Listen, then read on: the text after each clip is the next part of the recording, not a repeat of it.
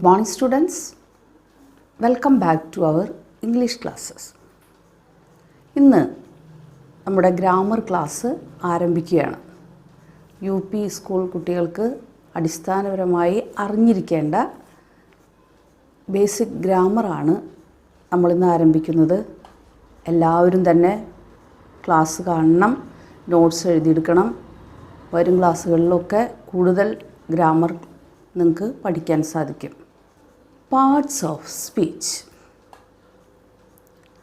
All the words in English language have been divided into 8 groups based on the work they do in a sentence. These 8 groups are called parts of speech. They are nouns, pronouns, verb, adverb, adjective, preposition, conjunction and interjection. Noun, pronoun, adjective, adverb, verb, preposition, conjunction and interjection. ഇതാണ് 8 parts of speech. What is a noun? എന്തിനെയാണ് നമ്മൾ noun അല്ലെങ്കിൽ നാമം എന്ന് മലയാളത്തിൽ പറയുന്നത്? A noun is the name of a person, place or a thing.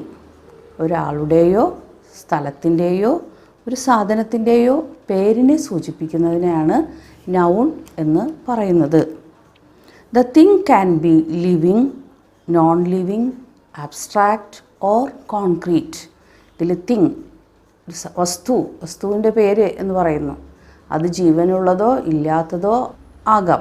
Examples: person പേര് Maria, then place Thrissur, living thing dog, non living thing box, abstract thing love, concrete thing book, pen, cow, etc. An abstract thing is something we can only imagine. എന്തിനെയാണ് നമ്മൾ abstract thing എന്ന് പറയുന്നത്? നമുക്കത് imagine ചെയ്യാൻ മാത്രമേ സാധിക്കുകയുള്ളൂ. കാണാനോ തൊടാനോ ഒന്നും സാധിക്കാത്ത സാധനമാണ് അബ്സ്ട്രാക്റ്റ് തിങ്. ലവ്, ബ്യൂട്ടി, അതെല്ലാം അബ്സ്ട്രാക്റ്റ് തിങ്സിന് എക്സാമ്പിളാണ്. Concrete things are those things that we can feel with our sense organs. നമുക്ക് തൊടാനും കാണാനും രുചിക്കാനും ഒക്കെ പറ്റുന്ന വസ്തുക്കളെ പറയുന്ന പേരാണ് concrete things. Noun can be divided into singular and plural. മലയാളത്തിൽ ഏകവചനം, ബഹുവചനം എന്നൊക്കെ നമ്മൾ പഠിച്ചിട്ടില്ലേ? അതുപോലെ ഇംഗ്ലീഷ് ലാംഗ്വേജിലും ഏകവചനവും ബഹുവചനവും ഉണ്ട്. സിംഗുലർ എന്ന് പറഞ്ഞാൽ ഏകവചനം, പ്ലൂറൽ എന്ന് പറഞ്ഞാൽ ബഹുവചനം. A noun can be singular or plural or countable or uncountable. Sometimes it has only A plural form. Noun എന്ന് പറയുന്നത് സിംഗുലറായിട്ടും പ്ലൂറലായിട്ടും കൗണ്ടബിളായിട്ടും അൺകൗണ്ടബിളായിട്ടും. കൗണ്ടബിൾ എന്ന് പറഞ്ഞാൽ നമുക്ക് എണ്ണാൻ പറ്റുന്നത്, അൺകൗണ്ടബിൾ എന്ന് പറഞ്ഞാൽ നമുക്ക് എണ്ണി തിട്ടപ്പെടുത്താൻ സാധിക്കാത്തത്. In some cases nouns has only plural form. ചില കേസിൽ ചില നൗൺസിന് പ്ലൂറൽ ഫോം മാത്രമേ ഉള്ളൂ, അതിന് സിംഗുലർ ഫോം ഇല്ല. Example: scissors, trousers etcetera.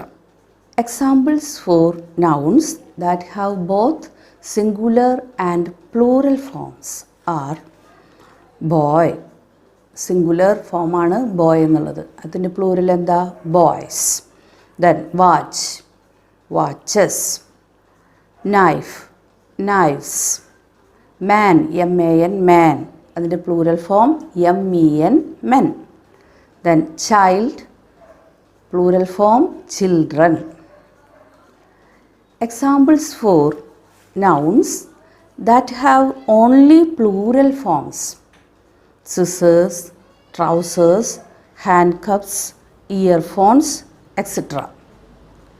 Examples for countable nouns: pen, book, banana, etc.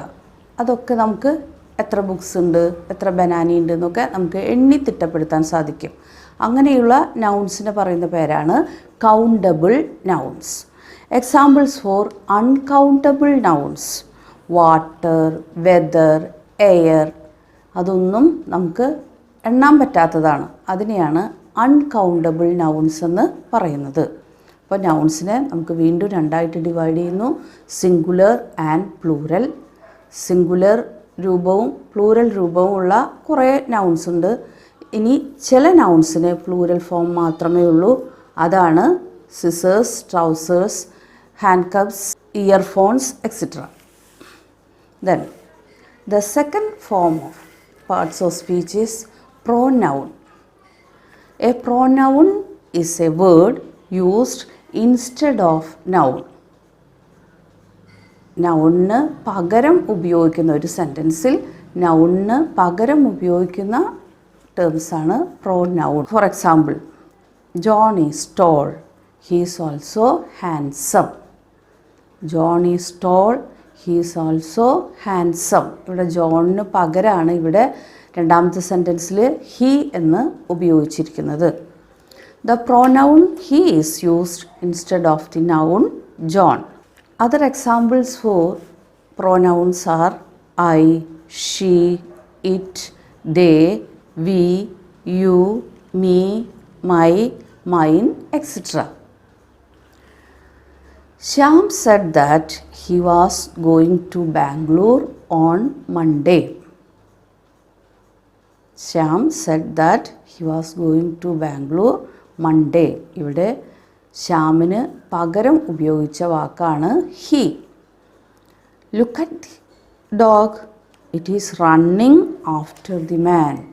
അടുത്ത sentence, look at the dog, it is running after the man. ഇവിടെ ഡോഗിന് പകരമായിട്ടാണ് ഇറ്റ് എന്ന പ്രോനൗൺ ഉപയോഗിച്ചിരിക്കുന്നത്. The third parts of speech is adjective. Adjective എന്ന് പറഞ്ഞാൽ എന്താ? നാമവിശേഷണം. What is an adjective? An adjective is a word used to describe a noun or pronoun or tells its number or quantity. An adjective is a word used to describe or point out a noun or pronoun or tells its number or quantity. Look at these sentences. Beautiful girl. Here beautiful is adjective and girl is noun. Netaji Subhash Chandra Bose was a great patriot. Sardar Vallabhbhai Patel was an able administrator. ഇവിടെ great അതുപോലെ able ഇത് രണ്ടും അഡ്ജക്റ്റീവാണ്. ഈ സെൻറ്റൻസിൽ അഡ്ജക്റ്റീവ്സാണ് great എന്ന വേർഡും അതുപോലെ able എന്ന വേർഡും. The next parts of speech is verb, ക്രിയ. What is a verb? A verb describes the action. It tells us what the subject does. Example, Sabu bought a computer last week. Sabu bought a computer last week. കഴിഞ്ഞ ആഴ്ചയിൽ സാബു ഒരു computer വാങ്ങി. ഇതിലേതാണ് verb? Boat. Boat എന്നുള്ളതാണ് verb. I have A car. എനിക്കൊരു കാറുണ്ട്. അത് have ആണ് ഇവിടുത്തെ verb. My mother is A teacher. Is ആണ് ഇവിടുത്തെ verb. Next parts of speech is adverb. An adverb modifies or adds something to the meaning of a verb, an adjective or another adverb. She sang well. He ran very fast. Examples ആണ് she San well.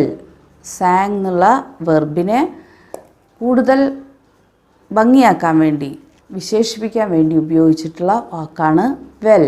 She San well. അവൾ നന്നായി പാടി. He ran very fast. റാനിനെ modify ചെയ്യാൻ വേണ്ടി ഉപയോഗിച്ച വാക്കാണ് very fast. Next parts of speech is preposition. A preposition is a word used before a noun or pronoun. The meeting was held at the town hall. ഇവിടെ at എന്നുള്ള preposition town ഹാളിനെയും മീറ്റിങ്ങിനെയും തമ്മിൽ യോജിപ്പിക്കുന്ന ആ relationship കാട്ടാൻ at ഇവിടെ ഉപയോഗിച്ചു. The meeting was held at the town hall. The dictionary is on the table. On. Another preposition is on. We reached home by sunset. Another preposition is by. He talked in an interesting manner. In is a preposition. In the first sentence, at shows the relation between the meeting and the town hall. At is the preposition. On, by, in are the prepositions in the other three sentences. Next part of speech is conjunction. A conjunction is a word that join together words, phrases, clauses or sentences. A conjunction is a word that joins together words, phrases, clauses or sentences. യോജിപ്പിക്കാൻ connect ചെയ്യാൻ വേണ്ടി ഉപയോഗിക്കുന്ന വാക്കിലെ parts of സ്പീച്ചാണ് conjunction. Biju and Siju are cousins. ഇവിടെ and എന്ന conjunction ബിജുവിനെയും സിജുവിനെയും തമ്മിൽ കണക്ട് ചെയ്തു. Biju and Siju are cousins. You can score good mark if you work hard. You can score good marks if you work hard. If ഒരു കൺജങ്ഷനാണ്. നിങ്ങൾ നന്നായി പഠിച്ചാൽ നല്ല മാർക്ക് സ്കോർ ചെയ്യാം. അപ്പം മാർക്കും പഠനവും തമ്മിൽ ഒരു റിലേഷൻഷിപ്പ് ഉണ്ട്. You shall not go until you promise to come again. You shall not go until you promise to come again. തിരിച്ചു വരാം എന്ന് ഉറപ്പ് തന്നാൽ മാത്രമേ നിനക്ക് പോകാൻ സാധിക്കുകയുള്ളൂ. അപ്പോൾ അവിടെ എന്താണ്? You shall not go. Until. Until is a conjunction and if until are conjunctions. The next parts of speech is interjunction. An interjunction is a word or phrase used as an exclamation expressing a sudden feeling or excitement. Oh, I have lost my pen. Alas, the great man is dead. My goodness, what a big toy. These are the examples for interjection. Oh, alas, my goodness, woe, etc. ഇന്നത്തെ ക്ലാസ്സിൽ parts of speech നമ്മൾ മനസ്സിലാക്കി കഴിഞ്ഞു. അഡ്ജക്റ്റീവായിട്ട് related ആയിട്ടുള്ള ഒരു ടേമാണ് articles. അത് next ക്ലാസ്സിൽ നമുക്ക് നന്നായി പഠിക്കാം. എല്ലാവരും നോട്ട്സൊക്കെ എഴുതി പാർട്സ് ഓഫ് സ്പീച്ച് നന്നായി പഠിക്കാം. Okay, thank you.